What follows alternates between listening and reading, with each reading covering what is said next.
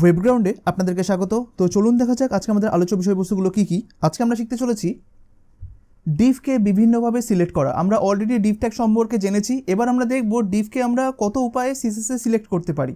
এরপরে আমরা দেখব কিছু অ্যাডভান্স সিলেক্টর। আমি আপনাদেরকে কিছুদিন আগে বলেছিলাম যে আমরা যেরকম এখন বেসিক সিলেক্টরগুলো জানছি, তো আমরা আস্তে আস্তে কিছু অ্যাডভান্স সিলেক্টর সম্পর্কেও জানবো। তো ওই অ্যাডভান্স সিলেক্টরগুলো অ্যাডভান্সলি শেখার বা আরও ভালোভাবে শেখার প্রথম পদক্ষেপ হচ্ছে আমাদের এইটা। আমরা পরবর্তীকালে আরও অনেক অ্যাডভান্স সিলেক্টর সম্পর্কে জানবো বা শিখবো, তবে আজকে আমরা কিছুটা অ্যাডভান্স সিলেক্টর নিয়ে আলোচনা করব, ঠিক আছে? আর আপনি যদি এই ভিডিওটি আজকে নতুন দেখে থাকেন তাহলে আপনি উপরে থাকা আই বাটনটিতে প্রেস করুন, সেখানে আপনি এই ফুল কোর্সের সমস্ত ভিডিওগুলো স্টেপ বাই স্টেপ সিরিয়াল আকারে পেয়ে যাবেন। বা আপনি নিচে ডেসক্রিপশন বক্সেও ক্লিক করতে পারেন, সেখানেও আপনি এই ফুল টিউটোরিয়ালের লিঙ্কটি পেয়ে যাবেন। আর ভিডিওটি একদম শুরু থেকে শেষ পর্যন্ত খুব মনোযোগ সহকারে দেখবেন, একদম স্কিপ করবেন না, কারণ স্কিপ করলে এক একটি ইম্পর্টেন্ট টপিক আপনারা মিস করে যাবেন, যেটা আপনাদের পরবর্তীকালে প্রবলেম ক্রিয়েট করবে। তাই কখনও কোনো ভিডিও স্কিপ করবেন না, একদম শুরু থেকে শেষ পর্যন্ত পুরো ভিডিওটি খুব মনোযোগ সহকারে দেখবেন, কেমন? তো চলুন শুরু করা যাক। সাবস্ক্রাইব করুন আমাদের ওয়েবগ্রাউন্ড চ্যানেলকে এবং প্রেস করুন বেল আইকনে সবসময় ক্লাসগুলো সবার আগে পাওয়ার জন্য। তো চলুন সবার প্রথমে আমরা আমাদের ফোল্ডার স্ট্রাকচারটাকে তৈরি করে নিই। তো তার জন্য আমরা চলে যাব হচ্ছে সি ড্রাইভে, সেখান থেকে আমরা চলে যাব ওয়েব ক্লাসেস, আর তারপরে হচ্ছে আমাদের ক্লাস হচ্ছে 37, তাই তো? তো আমি এখানে দিয়ে দিলাম ক্লাস 37। বেশ, এইবার আমরা জানি ভিতরে গিয়ে আমাদেরকে দুটো ফাইল ক্রিয়েট করতেই হয়, একটা হচ্ছে index.html আর একটা হচ্ছে style.css, তাই না? তো চলুন style.cssটাও আমরা তৈরি করে নিই, style.css, তাই না? বেশ, এবার পাশাপাশি আমরা index.htmlটাকে নোটপ্যাডে ওপেন করে নিই, আর তারপরে ক্লোজ অল বাট দিস। এরপরে আমরা পাশাপাশি সিএসএস ফাইলটাকে ওপেন করে নিই, সিলেক্ট করলাম, right click, edit with notepad plus plus. এবার এখানটাতে আমরা HTML এর স্ট্রাকচারটাকে নিয়ে আসি, HTML:5, তাই তো? বেশ, তো দেখুন এখানে আমরা লিখে দিলাম যে আজকে আমাদের ক্লাস হচ্ছে 37। এবার থেকে দেখুন, আগে আমরা বোঝানোর সময় কি করতাম, আমরা ফার্স্টে H1 নিয়ে বোঝাতাম, যে এইভাবে লিখতাম যে হ্যালো, তারপরে আমরা এখানটাতে পি নিতাম, তারপরে লিখতাম লরেম, এইভাবে লিখতাম, তাই না? কিন্তু আমরা জানি যে এখন কিভাবে অর্গানাইজড কোড লিখতে হয়, ঠিক আছে? অর্থাৎ এরা ধরুন আপনার পুরো আগে এরকম উন্মুক্ত অবস্থাতে ছিল, তাই ওদেরকে কিভাবে অর্গানাইজডভাবে রাখতে হয় সেটা আমরা শিখে গেছি, তাই না? তাই এবার থেকে আমরা যা কিছু লিখবো সব কিছু একটা ডিভের উপরে লিখবো, ঠিক আছে? ডিভের ভেতরে লিখবো, আর ডিভটার একটা নামও আমরা রাখবো। যেমন আমি এখানটাতে এখন আপাতত বোঝার সুবিধার্থে আমি ডিভের ক্লাসের নাম 1 বা 2 রাখছি। পরবর্তীকালে যখন আমরা এক একটা প্রজেক্ট করব সেখানে আমরা নির্দিষ্ট নামগুলো দিয়ে দেবো, ঠিক আছে? সেটা তখন আপনারা গেলেই সেখানে বুঝতে পারবেন, ঠিক আছে? তো এবার আমরা দেখুন, আমরা এখানটাতে একটা ডিভ ট্যাগ নিলাম, তো ডিভ নিলাম, এইখানটাতে আমি লিখলাম div class equal to double কোটেশনের মধ্যে লিখলাম 1, তাই না? বেশ, এইবার আমি এটাকে 1 রাখলাম, কোনো সমস্যা নেই। এইবার এটাকে আমি সেভ করলাম।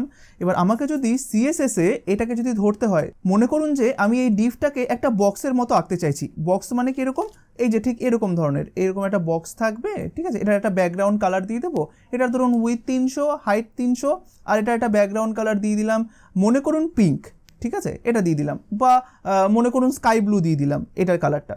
তো চলুন আমরা এটাকে তৈরি করি। তো এটা তৈরি করার জন্য সবার প্রথমে কি করতে হবে, আমাকে ডিভটাকে ধরতে হবে, তাই না? তো ধরার জন্য আমরা সবার ফার্স্টে সিএসএসে যাব। বলুন তো, আমি আগের ক্লাসে আপনাদেরকে বলে দিয়েছি যখনই আপনি সিএসএস শুরু করবেন সবার প্রথমে আপনাকে একটা জিনিস করতেই হবে। সেটা কি? একদম, সেটা হচ্ছে আপনি জানেন যে বডিতে সবসময় একটা মার্জিন বাই ডিফল্ট পড়ে থাকে, তাই আমাকে কি করতে হবে, বডিকে সিলেক্ট করতে হবে, আর মানে বডিকে ধরতে হবে। বডিকে ধরে আমাকে বলতে হবে যে তোমার মধ্যে যে ডিফল্ট মার্জিনটা পড়ে সেটাকে তুমি ফেলো না, অর্থাৎ মার্জিন 0। তাহলে মার্জিন 0টা বন্ধ হয়ে গেল। বেশ, আর এবার দেখুন এখনও পর্যন্ত আমি কিন্তু style.css এর লিঙ্ক এখানটাতে করাইনি, তো আমি এখানটাতে দেবো link:css, যার ধরুন আপনার পুরো style.cssটা এখানে অটোমেটিক্যালি পড়ে যাবে। আর তারপরে এবার আমি ধরুন এইটাকে সিলেক্ট করব, ঠিক আছে? এই যে 1টাকে। তো আমরা জানি যে এটা একটা কি সিলেক্টর, ক্লাসকে সিলেক্ট করতে চাইছি, তাই তো? তাই ক্লাসকে সিলেক্ট করার জন্য আমাকে কি লিখতে হবে, ডট, ক্লাসের নাম কি 1। এবার এটাকে ধরে এবার আপনি দিন, যেহেতু এটা হচ্ছে ডিভটা হচ্ছে একটি ব্লক এলিমেন্ট, তার মানে আপনারা জানেন কিন্তু অলরেডি যে ব্লক এলিমেন্ট কি, ইনলাইন এলিমেন্ট কি, অর্থাৎ রাজা প্রজা আর হচ্ছে ব্লক ইনলাইন, সেভাবে। এইবার এটাকে যদি আমি একটা উইথ দিতে চাই, তো আমি দিলাম উইথ, আর কত দেবো, মনে করুন 300 পিক্সেল, আর এটার একটা হাইটও দিয়ে দিই, ঠিক আছে? বাই ডিফল্ট আমি একটা হাইট দিলাম, যেটা উইথ হবে সেটাই হাইট হবে, আর এখানে একটা ব্যাকগ্রাউন্ড দিয়ে দিই, ব্যাকগ্রাউন্ড কালার, ঠিক আছে? এখানে একটা ব্যাকগ্রাউন্ড হাইফেন কালার কোলন, এখানে দিয়ে দিলাম পার্পল দিয়ে দিই আপাতত, সেভ। এবার আমরা যখন আমাদের ওয়েব পেজে আসবো, আমরা যদি এটাকে ওপেন করি index.html-টাকে, তো দেখুন একটা পার্পেল কালারের বক্স চলে এসেছে, আর পাশাপাশি দেখুন বক্সটা কোথা থেকে শুরু হয়েছে, ডিভটা একবারে দেখুন বডি যেখানে শুরু হয়েছে সেখান থেকে, কিন্তু এখন কিন্তু বডির কোনো মার্জিন নেই, এই কারণে বক্সটা হুবহু পুরো বডি থেকেই কিন্তু শুরু হয়েছে, তাই না? বেশ, এইবার পাশাপাশি আমি কি করলাম, এইভাবে আমরা এটাকে ক্লাসের মাধ্যমে সিলেক্ট করলাম। এগুলো আমরা জানি যে যদি আমি চাইতাম যে এই ডিভটাকে শুধুমাত্র ক্লাস ছাড়া সিলেক্ট করব, তাহলে আপনি কি লিখতেন, এলিমেন্ট হিসাবে সিলেক্ট করতেন, তাই না? এলিমেন্ট মানে কে, শুধু ডিভ, আর ক্লাস মানে কে, এই ওয়ানটা। তাই আমি যদি চাইতাম যে এখানে শুধুমাত্র ডিভ লিখবো, সেটাও তো হতো, তাই না? এই যে ডিভ লিখলাম, এটাও তো হতো। এবার যদি আমি এখানে রিফ্রেশ করি, ব্যাস, খুব সুন্দর। কিন্তু এইখানটাতে কি প্রবলেমটা হতো, যে আমি যদি এখানটাতে আরেকটা ডিভ তৈরি করতাম, ঠিক আছে, এরকম ক্লাস টাস কিচ্ছু দিলাম না, শুধু একটা ডিভ তৈরি করতাম, এবার বলুন তো আমি ওয়েব পেজে গিয়ে কি একটা বক্স দেখতে পারবো না দুটো বক্স দেখতে পারবো? ঠিক, আমি দুটো বক্স দেখতে পারবো। কারণ কি, কারণ আপনি এখানে সিলেক্ট কি করেছেন, ডিভকে, আর আপনার পেজের মধ্যে কটা ডিভ রয়েছে, দুটো, তার মানে দুখানা বক্স তৈরি হবে। যদি আপনি এভাবে লিখতেন, অর্থাৎ আমি যেটা আগে লিখলাম যে 1, তাহলে এখানে কটা বক্স তৈরি হতো বলুন তো, একটা। কারণ কি, এটার মধ্যে তো ক্লাস ইকুয়াল টু 1 নেই, শুধু এটাতে রয়েছে, তাই শুধু এটাই কিন্তু হতো। কিন্তু যেহেতু আপনি এখন কি চুজ করেছেন, ডিভ, তাহলে দেখুন আমি যদি এখন আউটপুটে যাই, আমি এখন দুখানা বক্স নিচে নিচে দেখতে পারবো, দেখুন। আচ্ছা, আমরা একটু মার্জিন দিয়ে দিই এটার নিচে, দেখুন এটা দুটো মিশে গেছে, ঠিক আছে।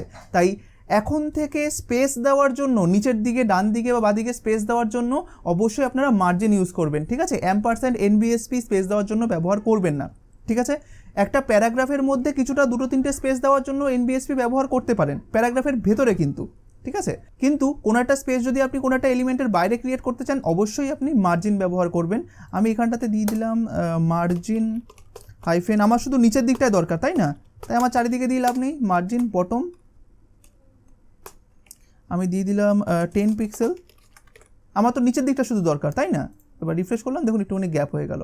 তাহলে দেখেছেন, যেহেতু আমি এখানে শুধুমাত্র ডিভটাকে চুজ করেছি, তাই এখানে এই ডিভটার উপরে এফেক্ট করেছে, এই ডিভটাকেও সিলেক্ট করেছে, দুটোকে সিলেক্ট করেছে। কিন্তু আমি যদি শুধুমাত্র .1 করতাম, .1 তো শুধুমাত্র এটাতে রয়েছে, তাই শুধুমাত্র একটা বক্সই কিন্তু ক্রিয়েট হতো, তাই না? বেশ, এটা আপনারা জানেন। তো আমি এইখানটাতে .1ই লিখলাম, ঠিক আছে। তো এইবার আমি যখন আউটপুট দেখবো, তখন দেখবো আমার কাছে একটা বক্স তৈরি হয়েছে। বেশ, এটাই হওয়ার কথা ছিল একদম। তো এইবার একটা জিনিস দেখুন, আমি এখানে একটা পি ট্যাগ লিখলাম, কেমন, আমি এখানে একটা পি লিখলাম, পি এর ভিতরে লরেম লিখলাম, একদম পুরো এইভাবে লরেমটা লিখলাম, ঠিক আছে। এইবার আপনারা জানেন আইডি সবসময় একটা এলিমেন্টকেই দেওয়া যায়, কিন্তু যে ক্লাসটা লিখেছেন সেটা কি একটা এলিমেন্টেই দেওয়া যায়, না অসংখ্য এলিমেন্টে দেওয়া যায় বা ট্যাগে দেওয়া যায়? ক্লাস সবসময় আমি অসংখ্য এলিমেন্টকে দিতে পারি, তাই না? যেরকম এখন এই ক্লাসটা আমি এখানে দিয়েছি, আমি চাইলে পি এর মধ্যেও দিতে পারি, একদম। তো দেখুন আমি এখান থেকে ক্লাসটাকে এখান থেকে কপি করে এখানে পেস্ট করলাম। এটা যদি আইডি হতো তাহলে কিন্তু আমি পারতাম না, ক্লাস বলেই আমি এটাকে দিতে পারছি এখানে, তাই না? তো এই মতো অবস্থায় আপনার কি মনে হচ্ছে যে যেহেতু আমি এখানেও ক্লাস ইকুয়াল টু 1 দিয়েছি, এখানেও ক্লাস ইকুয়াল টু 1 দিয়েছি, তাহলে আউটপুটটা কি হওয়া উচিত?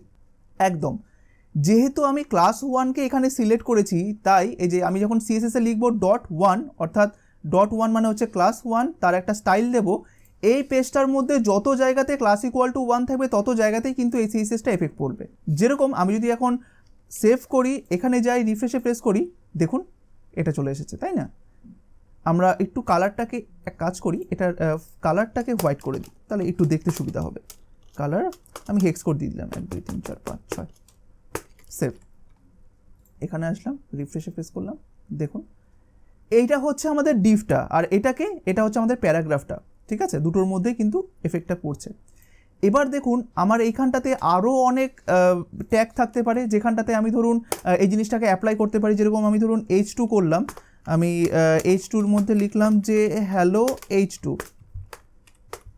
ঠিক আছে। আর এরও আমি ক্লাসটা দিয়ে দিলাম 1। এবার আমি এটাকে সেভ করলাম, এখানে আসবো, রিফ্রেশে প্রেস করব, কি হবে আউটপুটটা বলুন তো? তিনটেই সেম স্টাইল নিয়ে নেবে, তাই না? একদম, দেখুন আমি যদি একটু নিচের দিকে স্ক্রল করি, এটা হচ্ছে আমাদের প্রথম ডিভ, এটা হচ্ছে আমাদের প্যারাগ্রাফটা, এটা হচ্ছে আমাদের H2টা। এবার তিনটের কমন জিনিস কি, তিনটের মধ্যেই আমি সেম ক্লাস অ্যাপ্লাই করেছি, এটার মধ্যেও .1 পড়েছে, এটার মধ্যেও .1 পড়েছে, এটার মধ্যেও .1 পড়েছে, তাই না? তো এইবার দেখুন আমি যেহেতু এখানটাতে .1 লিখেছি, তাই সেই হিসাবে সমস্ত জায়গার উপরে এফেক্টটা পড়েছে। কিন্তু আপনি শুধুমাত্র চাইছেন যে এই যে আপনি CSSটা দিতে চেয়েছেন সেটা শুধুমাত্র এই ডিভকে দেবেন, ঠিক আছে, এগুলোকে দিতে চাইছেন না। সেই ক্ষেত্রে আপনি কিভাবে করবেন? সেই ক্ষেত্রে আপনি এখানটা তো ক্লাস তো লিখেছেন, এটাকে একটুখানি এলিমেন্ট স্পেসিফিক করে দিতে হবে ক্লাসটাকে, ঠিক আছে, যে এই ক্লাসটা কাজ তো করবে কিন্তু পার্টিকুলারলি এই এলিমেন্টের বা এই ট্যাগের উপরেই কাজটা করুক, সেটা বোঝানোর জন্য আপনাকে কি করতে হবে। দেখুন আপনি যখন এখানে শুধুমাত্র .1 লিখবেন, তার মানে হচ্ছে এই পেজটার মধ্যে যত জায়গাতে ক্লাস ইকুয়াল টু 1 রয়েছে সবগুলোর মধ্যে এফেক্টটা ফেলবে, ঠিক আছে। কিন্তু আপনি যদি একবার এলিমেন্ট স্পেসিফিক করে দেন, ও তখন সবগুলোর উপরে পড়বে না। যেরকম দেখুন, এলিমেন্ট স্পেসিফিক বলতে কি বোঝাচ্ছে, এই ক্লাস ইকুয়াল টু 1 এখন কোন এলিমেন্টের আন্ডারে রয়েছে বা কোন এলিমেন্টের মধ্যে আপনি লিখেছেন, ডিভের মধ্যে লিখেছেন, তাই না। তাই আপনি এখানটাতে লিখে দিন যে ডিভ ডট, ঠিক আছে, একদম কোনো স্পেস হবে না কিন্তু, ডিভ সাথে সাথে ডট তারপরে ক্লাসের নাম। এইটা কি বোঝাচ্ছে, এইটা বোঝাচ্ছে যে এই পেজটার মধ্যে যে সমস্ত ডিভের মধ্যে ক্লাস 1 বলে ক্লাসটা রয়েছে শুধুমাত্র তাদেরকে ধরো, এটার মানে হচ্ছে সেটা, ঠিক আছে, যে index.html এর মধ্যে যে সমস্ত ডিভ ট্যাগের ক্লাস ইকুয়াল টু 1 রয়েছে শুধু তাদেরকে ধরো। তাহলে দেখুন ও এই পেজটাতে আসলো, ও দেখলো কোন সমস্ত ডিভের মধ্যে, মানে কতগুলো ডিভের মধ্যে ক্লাস ইকুয়াল টু 1 রয়েছে, ও শুধুমাত্র এটাকে পাবে, শুধুমাত্র ও এটারের মধ্যেই কিন্তু এই সিএসএসটা অ্যাপ্লাই করবে, বাদ বাকি এগুলোর মধ্যে করবে না। কারণ কি, আমি এখন এই সিএসএসটাকে এলিমেন্ট স্পেসিফিক করে দিয়েছি, ঠিক আছে, এই কারণে। আচ্ছা দেখুন, মাঝে মাঝে আপনাদের এই প্রবলেমটা হতে পারে যে হয়তো এরকমভাবে হাইড হয়ে যেতে পারে। এটা হাইড হয় কারণ দেখুন এখানে একটা প্লাস সিম্বল আছে, এই কারণে। তো যদি এরকম একটা হাইড হয়ে যায় বা লাইন চলে আসে, আপনারা এই প্লাসে আবার ক্লিক করবেন, দেখুন এটা খুলে যাবে। আবার সেভ করলাম এটাকে। তো দেখুন এই অবস্থায় আমি div.1 লিখেছি, ও কী করবে, এই পেজে এসে ও যে সমস্ত ডিভের ক্লাস ইকুয়াল টু 1 রয়েছে শুধু সেগুলোকেই ধরবে, তার উপরে সিএসএসটাকে অ্যাপ্লাই করবে। তো চলুন দেখা যাক। এবার আমি এখানে আসবো, সেভ করলাম, রিফ্রেশে প্রেস করলাম, দেখুন এখন সিএসএসটা শুধুমাত্র কার মধ্যে অ্যাপ্লাই হয়েছে, শুধুমাত্র কিন্তু প্রথম ডিভটার মধ্যে অ্যাপ্লাই হয়েছে। এগুলোর মধ্যে কি অ্যাপ্লাই হয়েছে না, কেন অ্যাপ্লাই হয়নি, কারণ এটা আমি এখন এই ক্লাসটাকে আমি এখন এলিমেন্ট স্পেসিফিক করে দিয়েছি, যে এই ক্লাসটা যে সমস্ত ডিভের মধ্যে রয়েছে শুধু তাদের মধ্যেই এই সিএসএসটাকে তুমি অ্যাপ্লাই করো। তাই ও এই পেজে আসলো, ও দেখলো কোন কোন ডিভের মধ্যে এই ক্লাস ইকুয়াল টু 1 রয়েছে, ও দেখলো এটার মধ্যে শুধুমাত্র রয়েছে, তাই এটাকে অ্যাপ্লাই করলো। এবার এই সেম জিনিসটাকে যদি আমি এখানটাতে লিখি, আমি মনে করুন এখান থেকে কপি করলাম, কপি করে নিচে একটা রাখলাম, তাহলে বলুন তো এবার এই পেজটার মধ্যে ডিভ ক্লাস ইকুয়াল টু 1 কটা রয়েছে, দুটো রয়েছে। তার মানে ও প্রথমটাকে স্টাইল করবে, আবার এটাকেও স্টাইল করবে, যেহেতু আমি এখানে এলিমেন্ট স্পেসিফিক বলে দিয়েছি একদম। তো আমি এটাকে এবার সেভ করলাম, সেভ করার পর এখানে আসবো, রিফ্রেশে প্রেস করব, দেখুন এখন এই ডিভটা আর এই ডিভটাই কিন্তু স্টাইল হলো, বাদ বাকি এগুলো কিন্তু স্টাইল হলো না।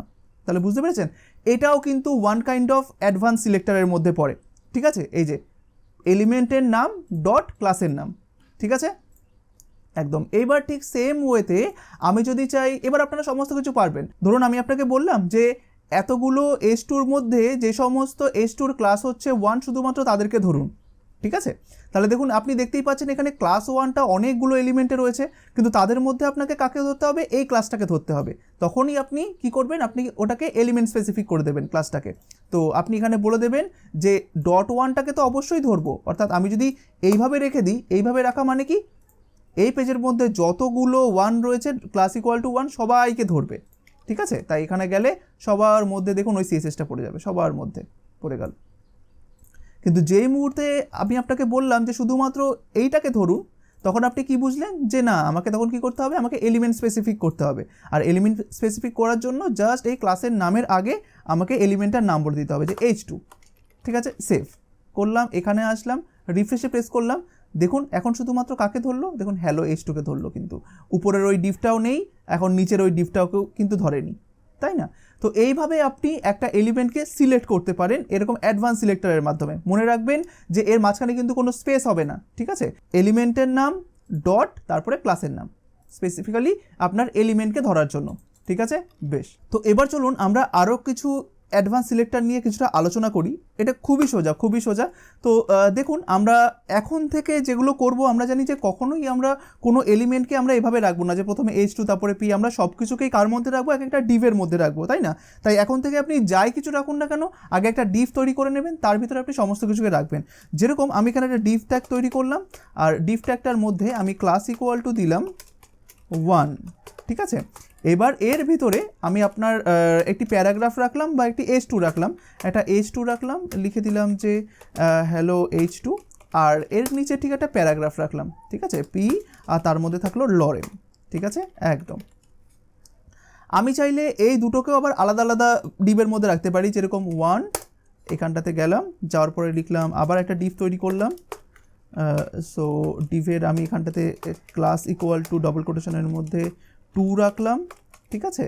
আর এই জিনিসটাকে আমি এর মধ্যে রাখলাম, দেখুন কন্ট্রোল এক্স করলাম, এখানে গেলাম, দেখুন আবার এটা এরকম হয়ে গেল, ট্যাব প্রেস করলাম, এটাকে একটু অর্গানাইজ করতে সাজিয়ে দিলাম, ঠিক আছে।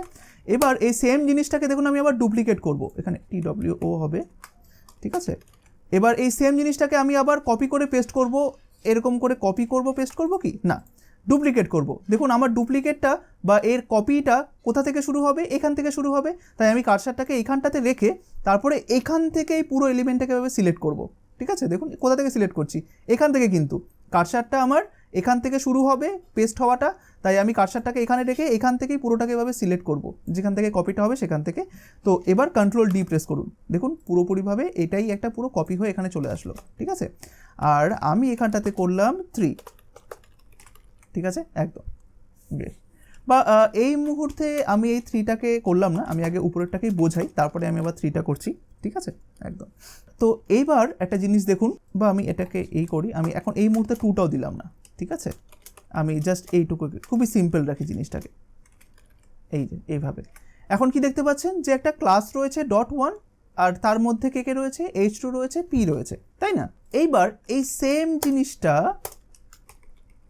আমি এইখানে কন্ট্রোল ডি প্রেস করলাম, ঠিক আছে, মানে এইখানে এসে এই নিচের লাইন থেকে একটা কন্ট্রোল ডি প্রেস করলাম, আর এইখানটাতে 1-এর জায়গায় 2 দিয়ে দিলাম, ঠিক আছে, একদম।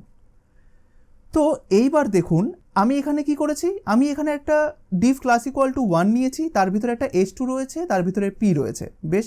আর এখানে দেখুন ক্লাস 2 বলে একটি ক্লাস রয়েছে, ডিভ রয়েছে, তার ভিতরে সেম জিনিস রয়েছে, ঠিক আছে। তো এইবার আপনি যদি এইখানটাতে লেখেন যে আমি H2কে ধরতে চাই, আমি তার কালার করতে চাই রেড, তাহলে বলুন তো এই যে H2, সরি আমি সব রিমুভ করে দিলাম, আবার এটাকে নিয়ে আসি, একদম। তো দেখুন আমি যে এইখানটাতে H2কে কালার রেড দিলাম, আপনারা বলুন তো যে এই কালার রেডটা কি শুধুমাত্র এই H2-র উপরেই এফেক্ট পড়বে না এই দুটোর উপরেই এফেক্ট পড়বে? ঠিক এই দুটোর উপরেই কিন্তু এফেক্ট পড়বে।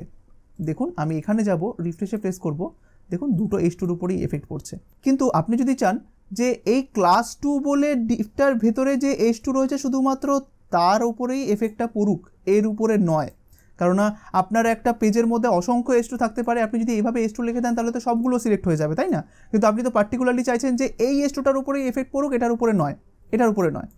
তাহলে সেক্ষেত্রে আপনাকে কি করতে হবে, সেই ক্ষেত্রে দেখুন এটা খুবই ইন্টারেস্টিং জিনিস। তো আপনি দেখুন আপনি নিজেই জিনিসটাকে তৈরি করুন আগে, তারপরে আপনি সিএসএস সেটাকে অ্যাপ্লাই করবেন। দেখুন আমি এখানে আগে তৈরি করে নিই যে আপনি কাকে ধরতে চান। আমি চাইছি যে এই ক্লাস 2 বলে যে ডিভটা রয়েছে তার ভেতরে যে H2টা রয়েছে তাকে ধরবো। দেখুন আপনার এটা হচ্ছে কোশ্চেন, ঠিক আছে, কোশ্চেনটাকে রেডি করে নিন। আপনি কাকে ধরতে চান, আপনার অ্যান্সারটা কী হবে, এই যে ক্লাস 2 বলে যে ডিভটা রয়েছে তার ভিতরে থাকা H2কে ধরতে চান, তাই তো। আর ঠিক এই জিনিসটাই এবার সিএসএসকে বলুন যে আপনি কাকে ধরতে চান।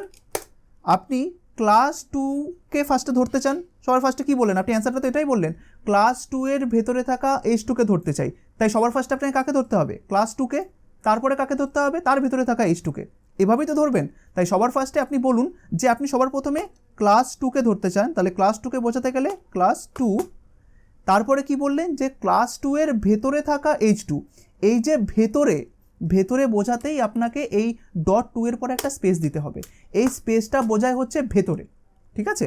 অর্থাৎ এটা বোঝাচ্ছে .2 মানে হচ্ছে কি এইখানকার মধ্যে থাকা, এই পেজের মধ্যে থাকা ক্লাস ইকুয়াল টু 2কে, ঠিক আছে। আর তারপরে স্পেস মানে কি বোঝাচ্ছে যে এই ক্লাস 2 এর ভেতরে, ঠিক আছে, এই ক্লাস 2 এর ভেতরে এবার কাকে, H2কে, ঠিক আছে। এবার আপনি এইভাবে দিয়ে দিন, সিএসএস এর স্ট্রাকচারটা শুরু করে শেষ করে দিন।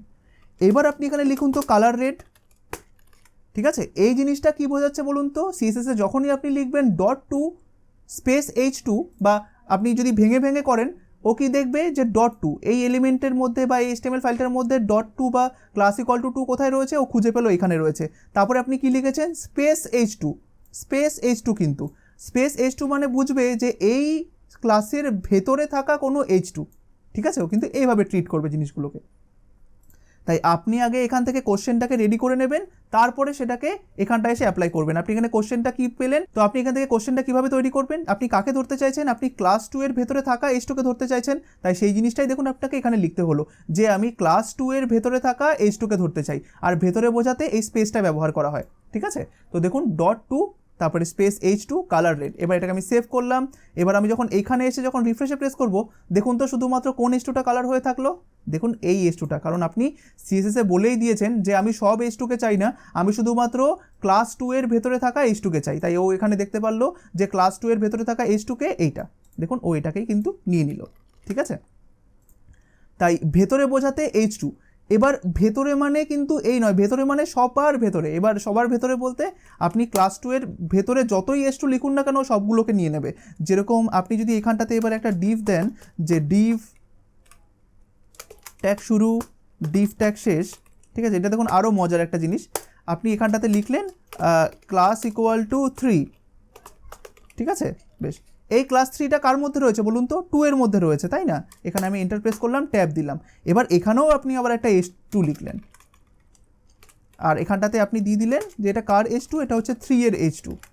ঠিক আছে, এবার বলুন তো আপনি তো এখানটাতে দিয়েছেন যে .2 স্পেস H2, তাহলে কি ও শুধুমাত্র এখন এইটাকে নেবে না এইটাকেও নেবে? ঠিক আছে, ও কিন্তু দুটোকেই নেবে, কারণ কি আপনি বলে দিয়েছেন ভেতরে, মানে .2 অর্থাৎ ক্লাস 2 এর ভেতরে যত H2 আছে সব।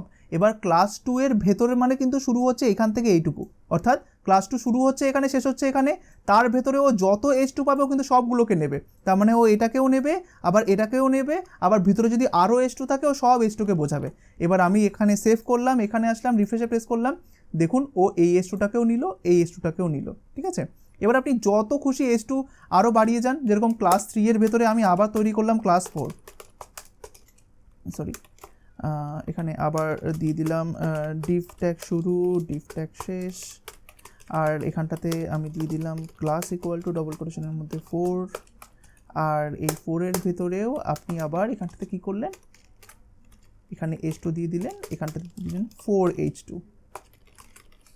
তো এবার দেখুন তো আপনি তো এখানে বলেই দিয়েছেন যে .2 অর্থাৎ ক্লাস 2 এর ভেতরে থাকা সব H2, তাই ও কি করবে, তাই এবার কিন্তু ও পুরোটুকুকে সিলেক্ট করে নেবে। অর্থাৎ আপনি যেহেতু এখানটাতে বলে দিয়েছেন যে .2 তারপরে ভিতরে থাকা H2, তাই ও সব H2 কে বোঝায়। ঠিক আছে, তাই ও এটাকেও সিলেক্ট করবে, এটাকেও সিলেক্ট করবে, এটাকেও সিলেক্ট করবে। এবার এটাকে সেভ করলাম, এখানে আসলাম, রিফ্রেশে প্রেস করলাম, দেখুন এটাকেও চুজ করলো, 3H2টাকেও চুজ করলো, 4H2টাকেও চুজ করলো, তাই না? একদম। এইবার আপনার প্রয়োজন এরকম হতেই পারে যে আপনি শুধুমাত্র চাইছেন এই ক্লাস 2 এর ভেতরে প্রথম H2টাকে। ঠিক আছে, প্রথম H2 অর্থাৎ ক্লাস 2 যেখানে শুরু হলো ঠিক তার পরের H2টাকে আপনি চুজ করতে চাইছেন। তাই সেক্ষেত্রে আপনি কি করবেন, শুধুমাত্র যদি আপনার এটাকে চুজ করতে বলা হয়, সেটাও একটা খুব ইন্টারেস্টিং জিনিস। চলুন তো দেখুন, এই যে আপনার ক্লাস 2, আমি যদি এটাকে প্যারেন্ট বলি, এইটাকে তার চিলড্রেন, এটাও হচ্ছে ওর চিলড্রেন, এগুলোকে বলা হয় ডাইরেক্ট চিলড্রেন। কেন এগুলোকে ডাইরেক্ট চিলড্রেন বলা হয়? কারণ দেখুন এই ক্লাস 2টা যখন শুরু হয়েছে ঠিক তার পরপরই এরা শুরু হয়েছে, তাই না? ক্লাস 2 এর ভেতরে একবারে দেখুন সাথে সাথেই ওরা শুরু হয়েছে, তাই ওর ডাইরেক্ট চিলড্রেন হচ্ছে এইগুলো। যেরকম এই ক্লাস 2 এর ডাইরেক্ট চিলড্রেন হচ্ছে এইটা, তারপরে পি, তারপরে এই ডিভ 3 এইটা। কিন্তু এগুলোকে কি ডাইরেক্ট চিলড্রেন বলা যাবে না? এগুলো কিন্তু ক্লাস 2 এর ডাইরেক্ট চিলড্রেন নয়। যদি আমি এইটাকে মনে করি যে এইটা কার ডাইরেক্ট চিলড্রেন বলুন তো, এই H2টা কার ডাইরেক্ট চিলড্রেন? এই H2টা হচ্ছে এই 3 এর ডাইরেক্ট চিলড্রেন, কারণ এই 3টা যখন শুরু হয়েছে তার ভেতরে এই H2টাই সর্বপ্রথম শুরু হয়েছে, তাই না? তাই 3 এর ভেতরে ডাইরেক্ট চিলড্রেন কারা? এই H2 আর হচ্ছে এই ডিভ ক্লাস ইকুয়াল টু 4। আর এই H2টা কার ডাইরেক্ট চিলড্রেন বলুন তো? এই 4 এর, তাই না? আশা করি আপনারা ডাইরেক্ট চিলড্রেন ব্যাপারটা বুঝতে পারলেন। ডাইরেক্ট চিলড্রেন এদেরকে বলা হয় যে এই যে ডিভ ক্লাস ইকুয়াল টু 2, এরা হচ্ছে ডাইরেক্ট চিলড্রেন। H2, তারপরে P, তারপরে ডিভ ক্লাস ইকুয়াল টু 3, এরা হচ্ছে ওর ডাইরেক্ট চিলড্রেন। তাই আমি যদি এভাবে ওর ডাইরেক্ট চিলড্রেনকে ধরতে চাই, ঠিক আছে, যারা ওর ডাইরেক্ট চিলড্রেন, ক্লাস 2 এর ডাইরেক্ট চিলড্রেন, কারণ আমি কি বলতে পারবো যে এই যে H2, এই H2টা অর্থাৎ 4H2টা, এই 4H2টা কি 2 এর ডাইরেক্ট চিলড্রেন?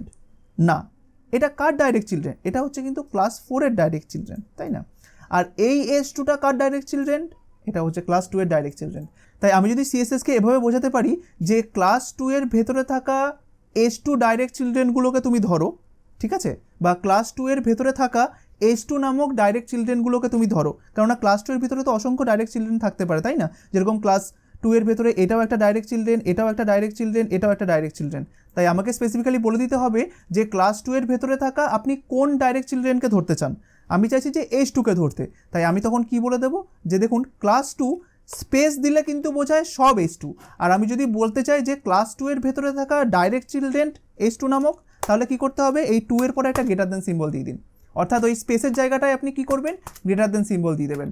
তাহলে এখন কি বোঝাচ্ছে যে ক্লাস 2 এর ভেতরে থাকা H2 নামক ডাইরেক্ট চিলড্রেন, ঠিক আছে, অর্থাৎ ক্লাস 2টা হচ্ছে প্যারেন্ট আর H2টাকে ডাইরেক্ট চিলড্রেন, ঠিক আছে। তো এটাকে সেভ করলাম, চলুন তো দেখি এবার আউটপুটটা কেমন আসে। রিফ্রেশ প্রেস করলাম, দেখুন তো এখন কোন H2টাকে ধরেছে, এইটাকে, তাই না? আমি যদি এইখানে আসি দেখুন ও কিন্তু এখন এই H2টাকে নিয়েছে, তাই না? আমি এখানটাতে এই হ্যালো H2 জায়গাতে আমি এখানে 2H2 দিয়ে দিই, তাহলে কারণ উপরেরটাও হ্যালো H2, তাই হয়তো কনফিউশন হতে পারে, তাই দেখুন 2H2 দিয়ে দিলাম, বা 2 চিলড্রেন ডাইরেক্ট চাইল্ড এভাবে দিয়ে দিলাম, ডাইরেক্ট চাইল্ড H2 প্লাস।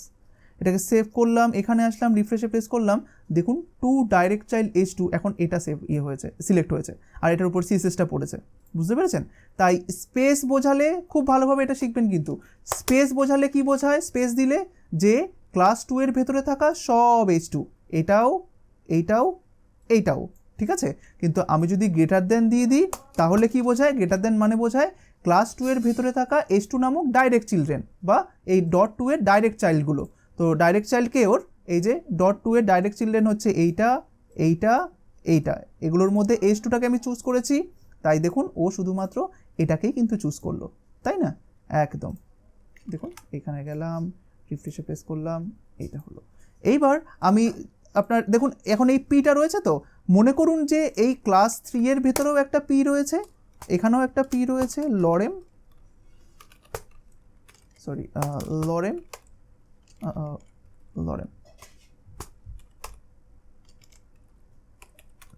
ব্যাস। আবার এই ক্লাস 4 এর ভেতরেও আরেকটা পি রয়েছে, লরেম, ঠিক আছে। এবার দেখুন আমি চাইছি এই পিটাকে ধরতে, ঠিক আছে, কিন্তু আমি যদি এইখানটাতে দিয়ে দিই ডট 2p, তাহলে কি ও শুধুমাত্র এইটাকে ধরবে নাকি সব পিগুলোকে ধরবে? ও সব পিগুলোকে ধরবে, তাই না? এই যে আমি যখন রিফ্রেশ প্রেস করি দেখুন সবগুলো পি লাল হয়ে গেছে। কিন্তু আপনি যদি পার্টিকুলারলি এই পিটাকে ধরতে চান তাহলে আপনি কিভাবে লিখবেন? তখন দেখুন এই পিটা কার ডাইরেক্ট চিলড্রেন, এই যে 2 এর ডাইরেক্ট চিলড্রেন, তাই না? তাই আপনি এখানটাতে বলে দিন যে 2 গ্রেটার দেন এই যে, তাই না?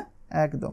তাহলে ও কী করবে, ও ক্লাস 2 এর ভেতরে থাকা পি নামক ডাইরেক্ট চিলড্রেনকে ধরবে। ক্লাস 2 এর ভেতরে থাকা এই যে পি নামক, এটা পিটা হচ্ছে এর ডাইরেক্ট চিলড্রেন, তাই না? তাই এটাকে ধরবে, ধরে দেখুন সিএসএসটাকে অ্যাপ্লাই করবে। আমি যখন রিফ্রেশে প্রেস করব দেখুন শুধুমাত্র এটাতে এফেক্টটা ফেললো, তাই না? বেশ। এইবার আপনি যদি চান যে এই পিটাকে ধরবেন, এই যে একদম শেষের পিটাকে ধরবেন, ঠিক আছে, তাহলে আপনি কি করবেন দেখুন, আপনি এভাবে তৈরি করুন। দেখুন এখানে আপনি পুরো কোশ্চেনও তৈরি করবেন, অ্যান্সারও তৈরি করবেন। আপনার কোশ্চেনটা কী ছিল যে আপনি কিভাবে এই পিটাকে ধরবেন। দেখুন এই পিটা এখন কার মধ্যে রয়েছে, এই পিটা এখন ক্লাস 2 এর মধ্যে রয়েছে। ক্লাস 2 এর ভেতরে আবার এইখানে 3 বলে একটা ডিভ রয়েছে, ক্লাস রয়েছে, তার মধ্যে রয়েছে। আবার 3 নামক এটার ভেতরে আবার 4 নামক একটা ক্লাস রয়েছে, তার ভিতরে এই পিটা রয়েছে, তাই না? এটা হচ্ছে আপনার অ্যান্সার, যে এই পিটা কোথায় রয়েছে। আপনাকে এর পুরো প্যারেন্ট থেকে শুরু করতে হবে। এই পিটার একবারে মানে পুরোপুরিভাবে প্যারেন্টকে, ঠিক আছে, গ্র্যান্ড প্যারেন্টকে, এই যে এইটা, ঠিক আছে, এটা হচ্ছে ওর প্যারেন্ট, একবারে শুরুর প্যারেন্ট। তাই এই প্যারেন্ট থেকে আপনাকে শুরু করতে হবে। এটাকে ধরার জন্য আস্তে আস্তে আস্তে আপনাকে ভিতরে ভিতরে ঢুকে ঢুকে আসতে হবে। যেরকম আমি প্রথমে কাকে ধরবো, ক্লাস 2, ক্লাস 2 এর ভেতরে আবার আরেকটা ক্লাস রয়েছে ক্লাস 3, ক্লাস 3 এর ভেতরে আবার আরেকটা ক্লাস রয়েছে ক্লাস 4, তার ভেতরে যেই পিটা রয়েছে সেটাকে তুমি ধরো। তাই দেখুন আমি কিভাবে ধরবো, আমি আবার রিমুভ করে দিলাম। তাই আমি এইভাবে ধরতে পারি, একবারে শুরু থেকে ধরবো। প্রথমে কোনটাকে ধরবো, ক্লাস 2কে। তাই ক্লাস 2কে ধরার জন্য কি, এখানে ডট 2, ঠিক আছে, 2। এবার ক্লাস 2 এর ভেতরে আপনি কাকে ধরতে চাইছেন, এই ক্লাস 3কে, তাই তো? একদম। বা আপনি এটাও বলতে পারেন, আপনি এইভাবে একটা স্টেপ করে আমি ফার্স্ট অফ অল দেখাচ্ছি, তারপরে দেখবো যে কীভাবে দুটো স্টেপেই আমরা করে নিতে পারবো। আমি ফার্স্টে দেখুন ক্লাস 2কে ধরলাম, ক্লাস 2 এর ভেতরে থাকা, আবার কোন ক্লাসটাকে ধরবো, ক্লাস 3কে। আমি এখানে ধরলাম ক্লাস 2 এর ভেতরে বোঝাতে কী ব্যবহার করা হয়, স্পেস। দেখুন স্পেস দিলাম, তারপরে ডট 3, ঠিক আছে। তাহলে এটা কি বোঝালো, ক্লাস 2 এর ভেতরে থাকা ক্লাস 3, এই যে দেখুন ক্লাস 2 এর ভেতরে থাকা ক্লাস 3। এবার এর ভেতরে থাকা আবার কে, ক্লাস 4। তাহলে আমি কি বোঝাবো, ভেতরে বোঝাতেই কি ব্যবহার করব, স্পেস ডট 4, ঠিক আছে। এইবার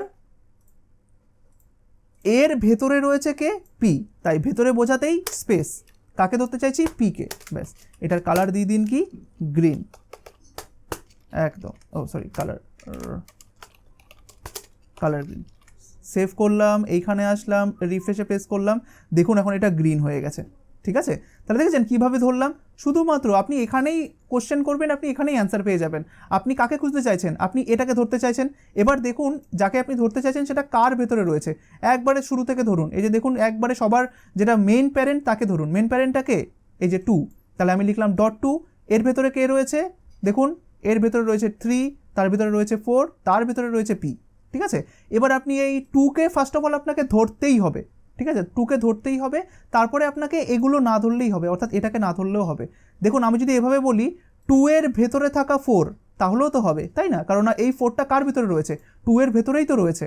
আমি এভাবে একটা স্টেপ, দুটো স্টেপ, তিনটে স্টেপ না করে আমি একবারে বলে দিতে পারি 2 এর ভেতরে থাকা 4, তার ভেতরে থাকা পি, এটাও বলে দিতে পারি, সেম কাজ হবে। অর্থাৎ আমি একটা স্টেপকে বাদও দিয়ে দিতে পারি, যে ডট 2 বলে যে ক্লাসটা রয়েছে, এই যে ডট 2 বলে যে ক্লাসটা রয়েছে তার ভিতরে দেখুন যে ডট 4 বলে আবার আরেকটা ক্লাস রয়েছে, এই যে আমি লিখলাম তার ভেতরে বোঝাতে স্পেস ডট 4 বলে আরেকটা ক্লাস রয়েছে, ঠিক ডট 4 এর ভেতরে আবার কিন্তু ভেতরে বোঝাতে আমি কি ব্যবহার করেছি, স্পেস, যে পিটা রয়েছে তাকে ধরুন। দেখুন আমি ঠিক এইভাবেই লিখলাম, সেভ করলাম, এখানে আসলাম, রিফ্রেশে প্রেস করলাম, দেখুন সেম কাজ হলো, ঠিক আছে। তো এইভাবে আপনি যে কোনো একটা কিছুকে সিলেক্ট করতে পারেন। এই যে যেখানটাতে বললাম ডিরেক্ট চিলড্রেন সিলেক্ট করতে গেলে আপনাকে গ্রেটার দ্যান ইউজ করতে হবে, আর ভেতরে বোঝাতে আপনাকে স্পেস ব্যবহার করতে হবে।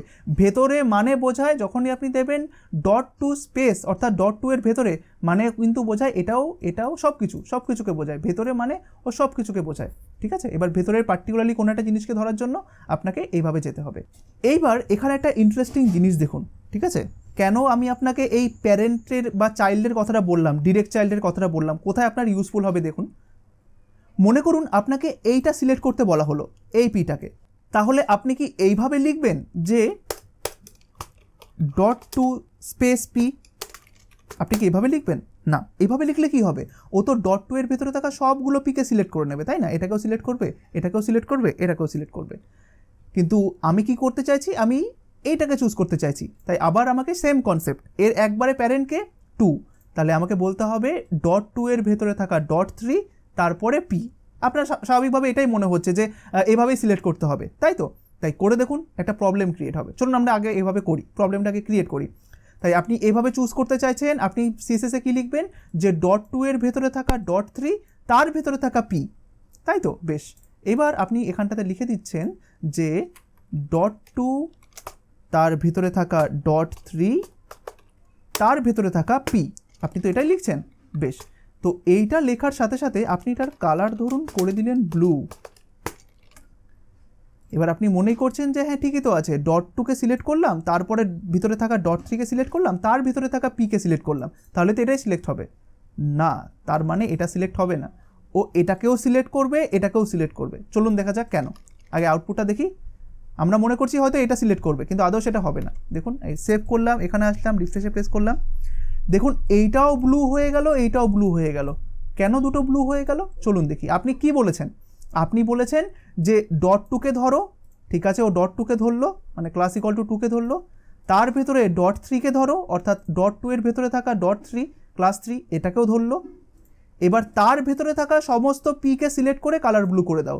এবার এর ভেতরে থাকা সমস্ত পি, এবার এর ভেতরে কিন্তু মানে বোঝাচ্ছে, এর ভেতরে মানে কিন্তু সব পিকে বোঝাচ্ছে, অর্থাৎ এই ক্লাস 3 এর ভেতরে যেরকম এই পিটা রয়েছে সেরকম এই পিটাও কিন্তু ক্লাস 3 এর মধ্যেই রয়েছে, তাই না। এই যে দেখুন এই পিটা আর এই পিটা দুটোই তো ক্লাস 3 এর মধ্যে রয়েছে, তাই ও কিন্তু দুটোকেই চুজ করে ফেললো, বুঝতে পেরেছেন।